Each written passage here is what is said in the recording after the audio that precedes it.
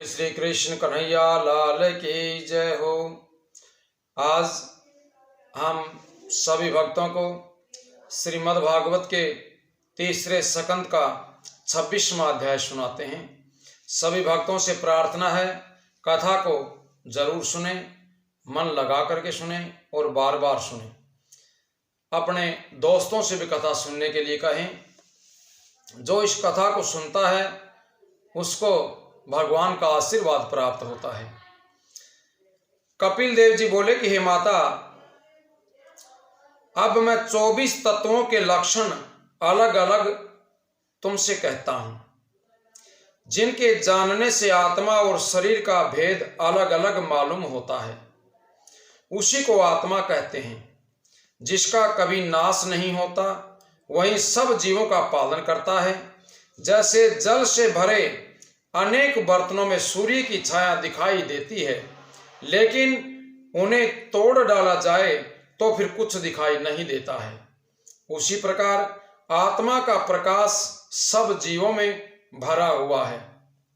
जिस प्राणी को वह ज्ञान प्राप्त हो जाता है, वह सभी संसारी माया मोह में कभी नहीं फंसता है। इसके अतिरिक्त जिस प्रकार काठ में अग्नि और तिल में तेल रहता है, लेकिन किसी को दिखाई नहीं देता है, उसी तरह आत्मा भी सबके शरीर में विद्यमान होते हुए कभी किसी को दिखाई नहीं देती है। इसीलिए ज्ञान दृष्टि द्वारा आत्मा और शरीर को अलग अलग जानो। जब तक शरीर में आत्मा है, तभी तक शरीर बोलता, चलता, बैठता, खाता, पीता तथा इंद्रियों को सुख देने का कार्य करता है। जब वह आत्मा पुरुष शरीर से अलग हो जाता है, तभी वह शरीर मृतक होकर के गलने सड़ने के अतिरिक्त अन्य किसी काम का नहीं रहता है। ये विचार करके आत्मा को 24 तत्वों से अलग जानना चाहिए। जो लोग ज्ञानी हैं, वे आत्मा को अनश्वर तथा शरीर को नश्वर समझ करके शरीर से प्रीति नहीं रखते हैं। प्रकृति का रूप शुरू में भली भांति ज्ञान नहीं होता है। जब उसमें सतोगुण, तमोगुण और रजोगुण मिल जाते हैं, तभी उसका स्वरूप उत्पन्न होता है। शरीर में रहने वाले परमेश्वर के स्वरूप को योगाभ्यास और ज्ञान प्राप्त किए बिना देखा नहीं जा सकता है। वह आत्मा पुरुष ही काल पुरुष बनकर के बाहर रहता है। उसी को जानने के लिए संसार में यज्ञ, तप, दान और धर्म बने हैं।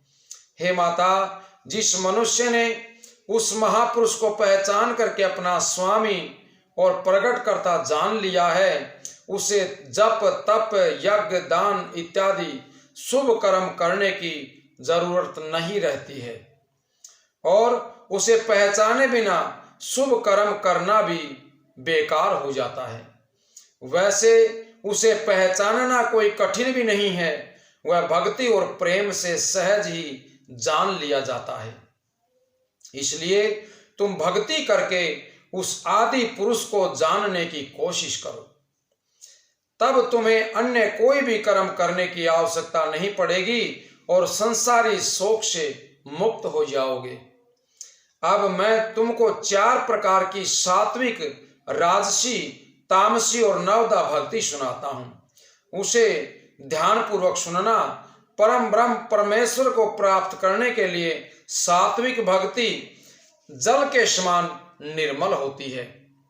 उसमें मोक्ष पद पाने के अलावा और कोई दूसरी इच्छा नहीं रहती है। राजसी भक्ति स्त्री, पुत्र, धन इत्यादि सांसारिक सुखों के उपभोग के लिए की जाती है। तामसी भक्ति को शत्रु का वध करने के लिए किया जाता है, परंतु नवदा भक्ति करने वाले मनुष्य को सांसारिक सुख, मुक्ति तथा अन्य किसी भी चीज की कामना नहीं रहती है। ये भक्ति मुझे बहुत ही प्यारी है। मेरे चरणार विंदों के स्मरण करने का नाम ही भक्ति है। भगत को उचित है कि वह 8 पहर सच्चे मन से मेरे चरणार विंदों का स्मरण करे और मेरे ही नाम का जप करते हुए अपने हाथों से मेरी सेवा करे तथा पांव से तीर्थाटन करे, तीर्थों पर जाए, यात्रा करे।